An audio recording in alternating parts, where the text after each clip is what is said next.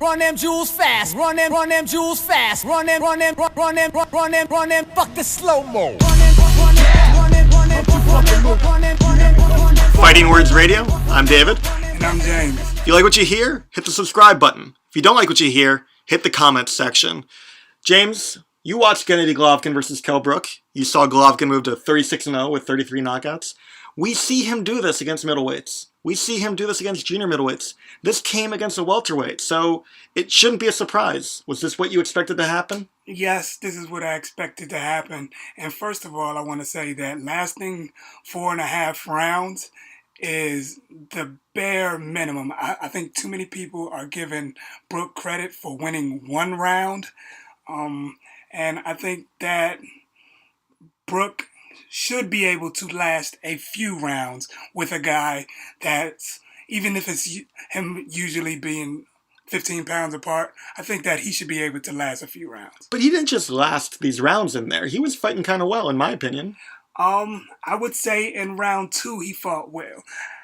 Here's how I saw it. Yeah. Round 1, Golovkin wobbled him. Round 2, Brook did great. He was landing a lot of nice combinations.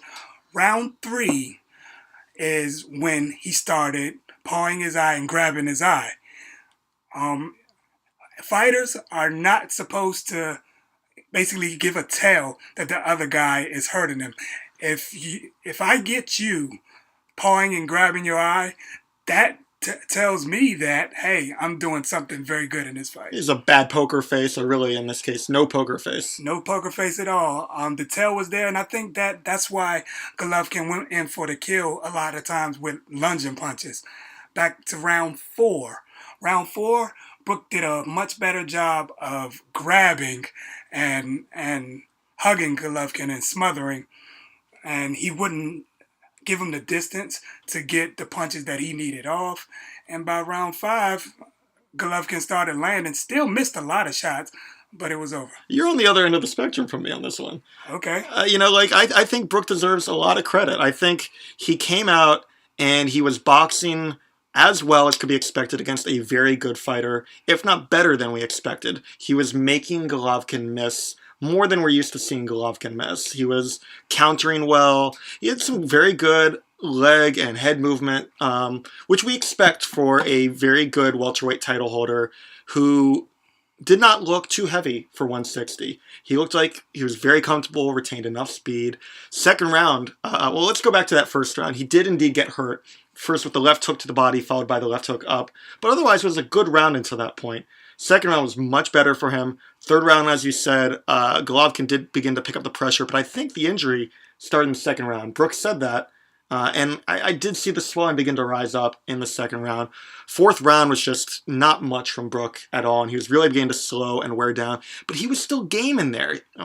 That's probably a little bit too much credit. I think it's too much credit because I'm also factoring in that Golovkin was really going for the kill. I think he was very impatient, and from how he graded himself after the fight, I believe he felt that he was impatient as well. There were a lot of times where he was, like I said, lunging hooks without really setting those up against Brook, and I attribute that to, I think Golovkin is one of the more self-aware fighters that we have today. He's not very delusional, and he knows that the consensus coming into this fight was he should make short work of Brook.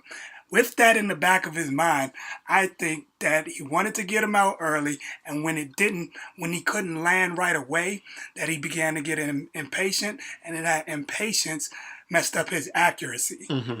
And it just snowballed from there.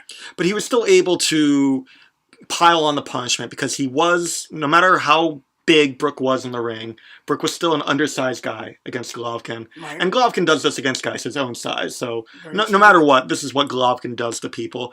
I was a little bit too nice to Brook saying that he was game because he wasn't really throwing much in the fourth and he was doing even less in the fifth. He was surviving, but he was making Golovkin miss. But otherwise, the punches that Golovkin was landing, they were just adding up. And the fact that he'd hurt and injured Brook in the second round, and the fact that he was landing pretty well, wasn't really badly hurting Brook in the fifth, but he was giving good reason for Dominic Ingle to throw the towel in. Do you think it was a good stoppage? Anytime your team stops it before the ref, that's a great stoppage. They know you best. I mean, I always defer to the team. I'll also say this: if you had to, all right, the fight was roughly 14 minutes. If you had to gauge how much of that 14 minutes was Kell Brook looking good, how many minutes would you give him? Are we combining it all, or do we say like in a row? Yeah, all together. I would say maybe 2 minutes of looking good. He had some very good flurries. Out of the whole 14. Out of the whole 14. I might give him 1/7 of the fight. Are you giving him less? I would even give him more. I'll give so him you're being nicer to Brook now. Now, yeah, I'll even give him 4 minutes. Still, 4 minutes in a 14-minute fight is very lopsided, in my opinion. But there's a difference between looking good and being competitive. Okay. And I thought that Brook was competitive for a while. I thought that while Golovkin was overeager, he wasn't sticking to his technique until really later in the third round when he started to work behind the jab a bit more. I thought some of that was because of Brook. Brook's speed was making him miss. Brook's counters were making him say, okay, well, I'm going to make this guy pay. I'm going to make this a street fight so that this guy can't box me, which is, I think, actually the wrong strategy. I think it's better when you're facing a guy who's boxing well as Brook was, to go back to the technique and not get suckered into throwing wild shots at a guy who can make you miss and make you pay. Right. And I that's where I give him the most credit. He kept finding himself just out of range of Golovkin's punches. I think that frustrated Golovkin a lot more. He landed some good shots, too. He did. He landed some good shots. He didn't hurt Golovkin. At all. And I think, again, he landed those shots because Golovkin, I feel that his thought process was closer to, you know what, I'm going to let you hit me with yours, because when I hit you with mine, this thing will be over pretty quick. You hear people, and by people I mean Jim Lampley, you hear people say that Golovkin lets guys hit him to sucker them into a false sense of security. I don't know if it's necessarily that so much as the fact that he didn't respect, to take Golovkin's language, he didn't respect Brook's power. He respected his speed. He respected his distance, but he didn't respect his power, and so he could walk through his shots. He didn't really walk through all of them. His head was bobbling up, but he knew that he could take the power while, even if Brook was outlanding him, whatever Golovkin did land was going to hurt him. Yeah, and it would do a lot more damage than whatever Brook gave him. But Golovkin didn't think he'd fought very well. He gave himself a 3 or a 4. Do you think he was being too hard on himself? No, I think he was pretty accurate. I think he knew at the point, like I said, he's a very self-aware guy. I think he knew that, you know what, I am lunging at this guy. I need to settle it down, forget about what round it is, and just go to work and concentrate a lot more, place punches a lot better. Is that because of Golovkin, or is that because of Brook? I think it's a combination. I think in anything, we can be our own worst enemy, overthinking things. And so much of this is mental, that if you start to question yourself or frustrate from within, that only gives the other guy a chance to do more. So you're giving Brook some credit now. I'm giving Brook some credit. He boxed good for 4 minutes out of this 14-minute fight. Made Golovkin miss. I think this was Golovkin's toughest fight, or at least one of his better challenges that he faced, probably since the Kasim Uma fight. And that was a fight which Golovkin it was sick. He had some long travel. There were rumors that Golovkin was sick, but for the Brook fight this time around, but his trainer quickly said no, he was in traffic, he was making weight, he just wasn't really in a mood to stick around and talk to media. And we media, we like to ascribe things when people don't want to talk to us. We want to blame somebody and say, why would they not want to talk to me? I like talking to you. Yeah, well, I'm glad, and hopefully people like listening to us as well. I thought Brook at least gave a good challenge. I mean, who else has really given Golovkin some tough moments? Curtis Stevens landed punches. David Lemieux didn't really do jack. Daniel Gill landed one shot after making Golovkin miss a few times. Can you think of anybody else in the time that we've been following Golovkin, these past really about 4 years, who's given Golovkin a better fight than Brook did in those 4 minutes of the 14 minutes? And that's where I think that this is really on. I can say that Brook did, but it's on a technicality for me. We're grading on a curve. Yeah, definitely, because again, I think Golovkin beat himself in those rounds that he wasn't landing punches. I think he just was overthinking it and really just trying to get him out of the way so quick. He just wanted to knock him out. Do you think the knockout was coming? Oh, the knockout was coming. We said In the 5th round?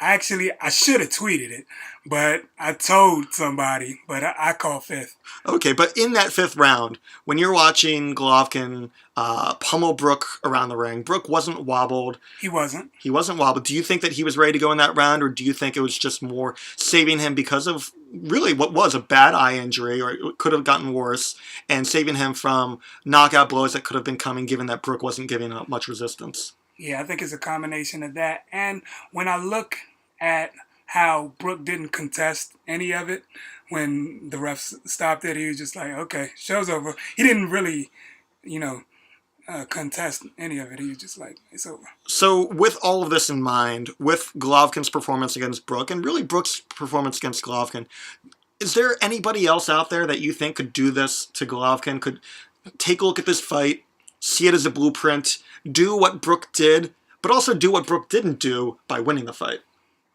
That's tough. Well, I mean, the first name that comes to mind is, of course, Canelo, because he's a smart boxer. I know that him being naturally bigger, when the times where Brook tied up Golovkin, I know that Canelo can definitely You excel. mean Canelo being naturally bigger than Brook? Yeah, Canelo being naturally bigger than Brook. That I know that he can excel, and like on the inside, that he can he'd be stronger and be able to tie up a little bit better. Do you think he has the kind of upper and lower body movement that Brook does, and do you think that he has the kind of hand speed that Brook does? Upper head movement, no. Okay. Hand speed, that's a tough one.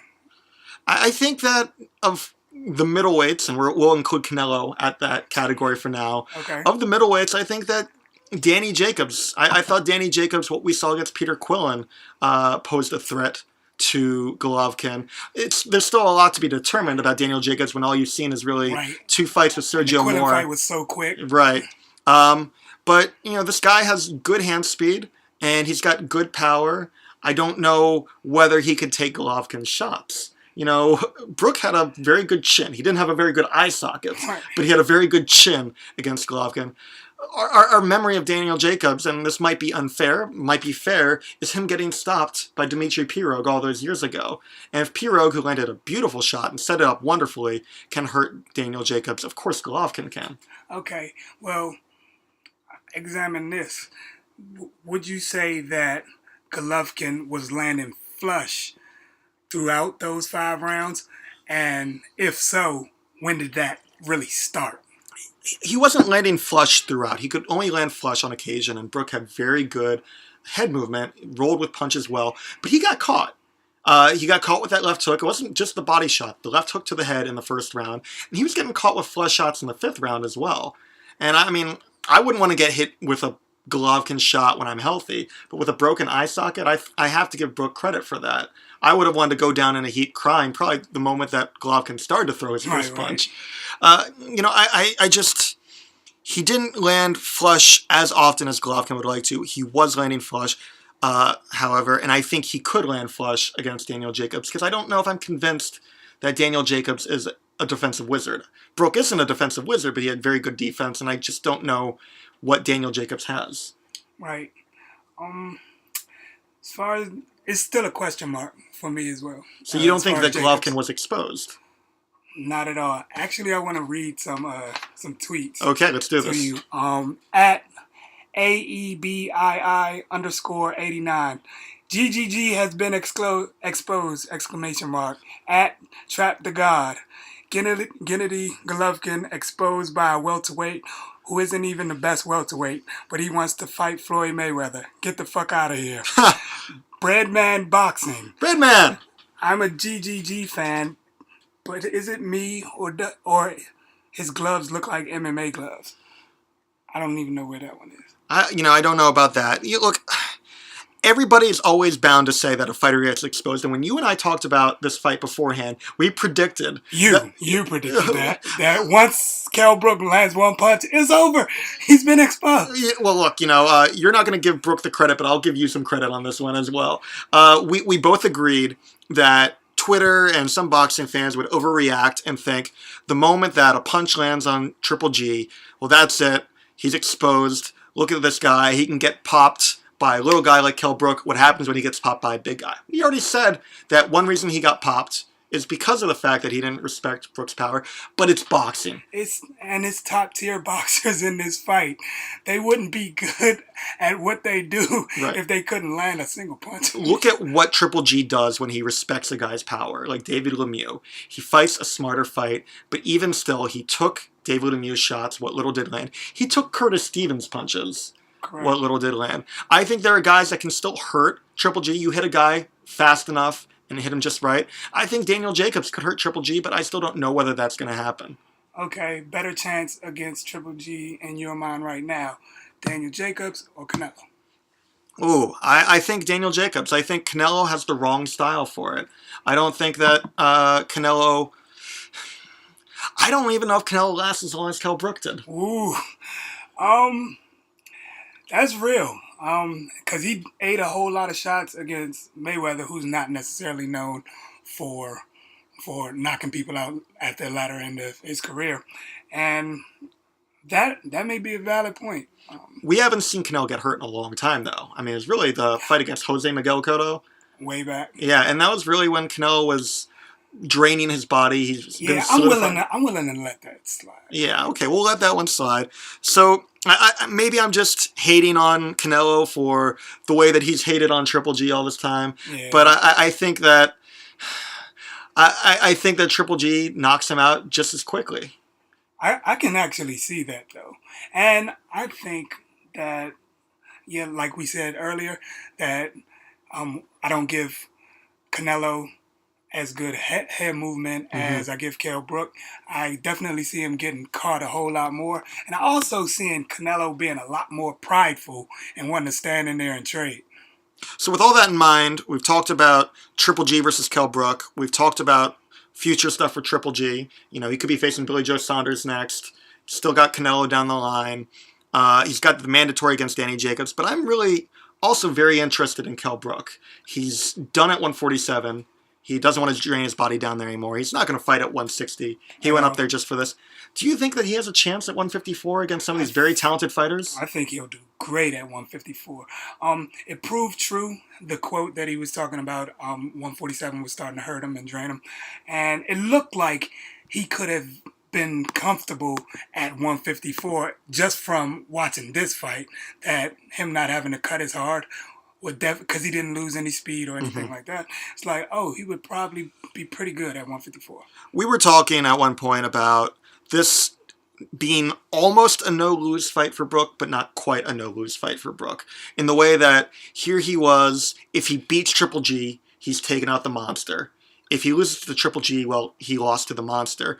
So you have nothing to lose. But the thing is, he still took the punishment. He still had his eye socket broken. He's still going to need to recover. Do you think that Brook is going to be too damaged by this or affected by this for future fights? That is, it's very hard to tell because with injuries, I mean, some people are never good again and some people can shake it off, especially eye injuries. Margarito, he can't get licensed some places. He didn't take a prolonged beating, though. He didn't get concussed.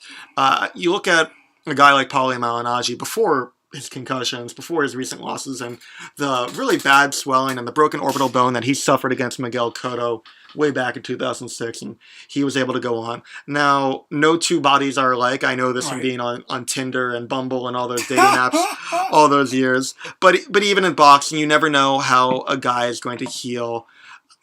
I think that it's wholly speculative, but I think and hope that Kell Brook will be back. I know HBO is interested in him. I don't care to root for one side against the other in the network wars.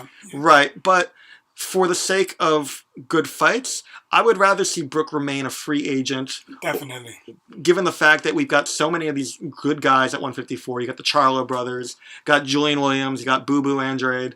I don't really know how much there is on the 154 side for Brook with HBO, except for maybe like a Tim Bradley moving up to 154. And I wouldn't want to see that. Not after seeing this fight. I definitely want him in there with somebody who can bang, who is a little bit more naturally closer inside. Well, whenever Brook is ready to return, we'll be ready to talk about it, and hopefully you all be ready to listen to it. You've been listening to Fighting Words Radio. If you like what you hear, hit the subscribe button. If you don't like what you hear, let us know in the comments section. All right, guys.